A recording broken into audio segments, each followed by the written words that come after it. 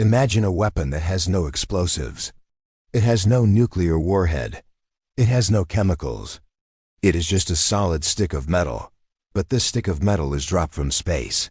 By the time it hits the ground, it is traveling at Mach 10 times the speed of sound.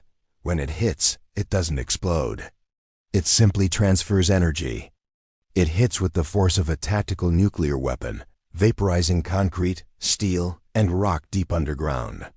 But because there is no radiation, you can walk into the crater 5 minutes later. It is the ultimate clean weapon. The Air Force calls it hypervelocity kinetic bombardment.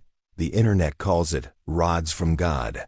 Welcome to ShadowWorks. Today we open File 4, investigating the weapons that officially don't exist. First up, Project Thor. The idea for Project Thor isn't new. It was dreamed up in the 1950s by a sci-fi writer and operations researcher named Jerry Pournelle. He realized a simple truth of physics. Speed is just as deadly as explosives. If you take a telephone pole made of tungsten, one of the densest metals on Earth, and drop it from orbit, gravity becomes the engine. By the time it reaches sea level, that rod has built up so much kinetic energy that upon impact, the metal behaves like a liquid. It punches through hundreds of feet of earth and reinforced concrete before it even stops to release its energy. It is the ultimate bunker buster. You can't hide from it. You can't shoot it down. It's a solid bar of metal moving too fast for radar to track.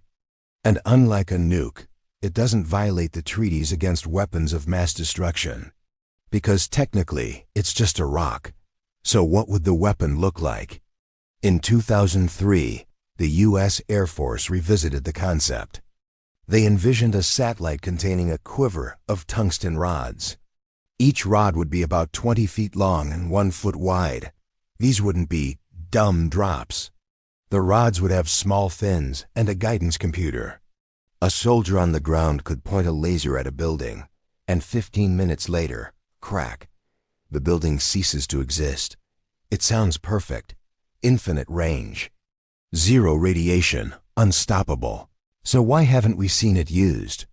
The problem isn't physics. The problem is money. Tungsten is heavy.